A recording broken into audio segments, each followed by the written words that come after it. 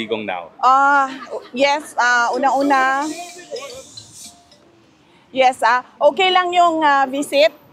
Na-late kami kanina, so 30 minutes late kami. So isang oras na lang yung nagawa namin sa pagbisita namin. And pagdating namin, nag-aantay na siya. And masaya siya nung nakita niya kami kasi alam niya na nandun kami to celebrate pre-birthday with him and with my mother. Ano ma'am? Tapos, as usual, binilhan ko din siya ng Coke Zero, pero hindi niya ininom. Sabi niya, dalhin lang daw niya sa kwarto yung Coke Zero. Pero isa lang ang pinabili niya. Meron daw ba kayong mga news from the Philippines na na-share sa kanya at ano yung mga reaction niya sa mga news na dala-dala niyo? Yes, nag-share ako ulit. Na-share ko na noon sa telephone call, pero shinare ko din ulit sa kanya na nanalo yung dalawang PDP laban na senator candidates, tapos yung isang guest candidate, si Marcoleta, plus dalawang guest candidate from Alianza, si Senator Camille Villar and Senator Amy Marcos. And binanggit ko din sa kanya na nandito si Senator Amy Marcos pero hindi siya pinayagan ng ICC na makabisita at makausap si dating Pangulong Rodrigo Duterte. At nabanggit ko din ulit sa kanya na nag-submit si Senator Amy Marcos ng kanyang findings sa committee hearings niya from the Senate to the Ombudsman. Ano po yung reaction ni Presidente? Unang-una, nagpasalamat siya at pangalawa, sabi niya gusto nga daw niya sana makausap si Senator Amy kaso hindi nga daw payagan. Pero sabi niya there will be another time for that. Okay. GMA?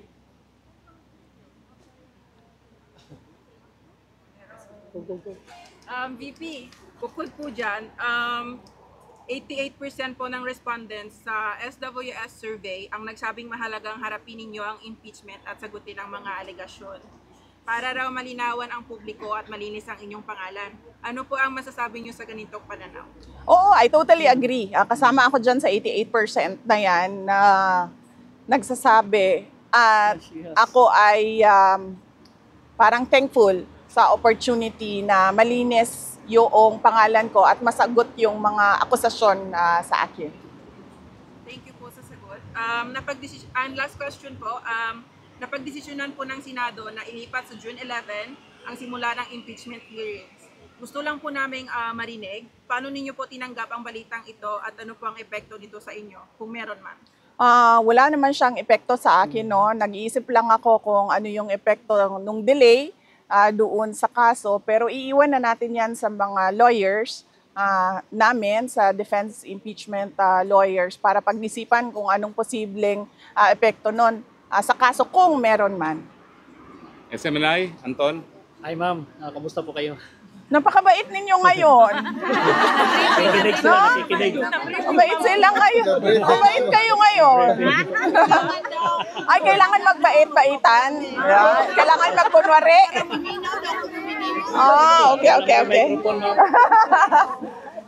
Ma'am, tanong po ng SMNI, yung reaction nyo any reaction po sa gusto ni BBM na makipag-reconcile sa mga Duterte? Sabi niya ayaw niya raw ng gulo. Unang-una, hindi na muna siguro ako magsalita about reconciliation dahil hindi naman mahalaga siguro ang mga personal na problema ng mga tao, no? Ang mas mahalaga is yung taong bayan at yung bayan natin. Yes ma'am, thank you po. Ma'am, kasama niyo po si Senator Amy Marcos. Nagkita po sila ni Attorney Kaufman. Ano po yung naging role ni Senator Amy sa case po ni PRRD? Ay, wala po. Wala pong role si Senator Amy sa case ni former President Rodrigo Duterte. Nandito lang siya para kausapin si Attorney Kaufman. Kung ano man yun na pag-usapan nila, wala ako doon. So, mas mahalaga siguro na makausap ninyo si Senator Amy Marcos. At ano yung isang tanong, sir? Yung role niya? Wala siyang role po. Either sa defense or doon sa ICC prosecution case, wala pong role si Senator Amy Marcos. Ito ma'am, last question na lang kasi ito kasi yung usap-usapan ngayon eh. Ewan ko lang kung pwede ito. Kasi game po si Attorney Rowena Ganson na maging spokesperson mo. Kasunod yan ng pagkatalaga kay Attorney Abante bilang tagapagsalita sa ng House. While sa Malacanang, nandyan naman si Attorney Claire. Any comment po sa posibilidad na maging spokes niyo si Attorney Ganson? Opo. Hindi namin napag-usapan sa Office of the Vice President ang spokesperson. Pero saludo kami sa talino at tapang ni Attorney Rowena Ganson. So kung gusto niya magsalita, go lang ng go. Makikinig tayong lahat sa kanya. Siguro from the audience, one question. Ma'am, ang question po ma'am, kamusta po si Presidente? Mayroon po ba siyang mensahe para sa Pilipino na nasa Yes. labas?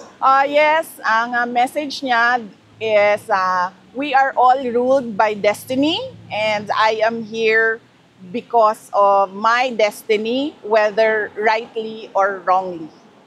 Yun ang sinabi niya. Thank you. And isa pang update is napag-usapan din namin yung oath niya at pag-usapan daw nila ng lawyers niya kung paano gawin yung kanyang oath. Pero initially ang sinabi niya, I want set me free and I will take an oath. Yan yung Yes! Ma'am, meron po kanta ang mga Pilipino para sa iyo. 1, 2, 3, go! Happy birthday to you. Happy birthday to you. Happy birthday. Happy birthday. Happy birthday to you. Mabuhay ka, Ma'am Inday! Inday Sara para sa Presidente! Ano pala? Pag birthday, Mabuhay ka, ma'am. mabait sila. Mabait talaga kayo ngayon. Salamat ha. Nagtataka ako. Bakit ang sobrang formal ninyo ngayon. Na-briefing naman. Ma'am, question. Anong tingin niyo sa bagong Duterte Street from Duterte Park and Duterte Forest? What do you think of the Duterte Street? Well, unang-una, mas okay dito dahil merong may shade, no? So, importante sa amin ni Alvin ang aming cuties. Dahil unang-una, mataas ang incidence ng skin cancer. At pangalawa, mahirap na magdagdagan ang mga melasma natin. Diba? So, okay siya. Mas palagay ko lang, maganda din siya dahil nakikita siya ng mga dumadaan na mga sasakyan. So, meron tayong increased awareness. Kasi doon, konti lang ang dumadaan na sasakyan at hindi nakikita by the street yung ginagawa. At marami pang pwedeng gawin, posibleng gawin na dito dahil mas malaki yung area. Yes, ma'am, pwede ba additional ma'am? Kasi naghihintay po ang taong bayan kung kailan daw makakauwi si PRR dito. Actually, lahat tayo, no, nag-aantay kung kailan makauwi si President Duterte. At yun yung tinatrabaho ng kanyang mga lawyers na sana ay mangyari at the soonest possible time dahil kaming mga tiga Davao City ay kailangan namin ang mayor namin. Yes po. Ma'am, welcome back. We love you. Thank you, thank you. I'm happy to be back with all of you. Dahil lahat naman tayo dito ay nagpapakita ng suporta kay dating Pangulong Rodrigo Duterte. Kaya masaya ako na makasama kayo ulit. Although hindi natin gusto na pabalik-balik tayo dito sa The Hague, Netherlands dahil malungkot ang dahilan kung bakit tayo nandito lahat. Pero masaya din ako dahil nakikita ko yung bayanihan ng Filipinos at yung pagkakaisa natin sa kagustuhan natin na ibalik si Duterte at ibalik ang tunay na pagbabago.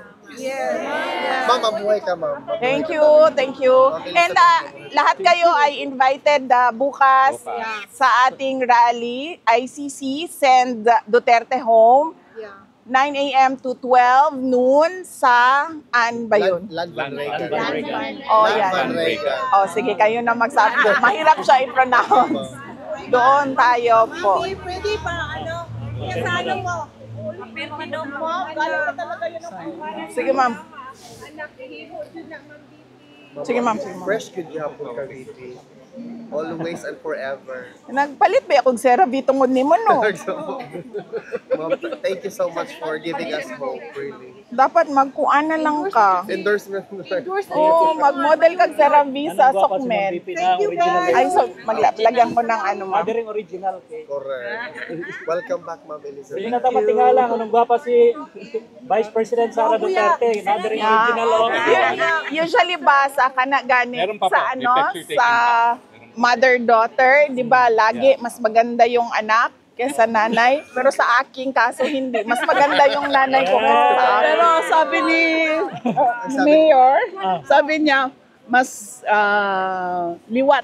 What is liwat in Mas kahawin. kahawig? Siya sa papa niya. Sabi ko, pati ugali. Sabi Pero na. Baka ano pang masabi mo dyan? Mura na imong pirma? Sige. Good to see you back. Kani po daw. Anong pangalan niya, ma'am? Ay, hatag ni Mia sa ako, ano. Thank you. Ano sa pangalan niya, ma'am? Ella, maraming salamat sa iyong birthday card. At mag-aral kang mabuti, mabuhay ka. May God bless you always, Ella. Mabuhay si Inday Sara Duterte! Mabuhay ang ating future president!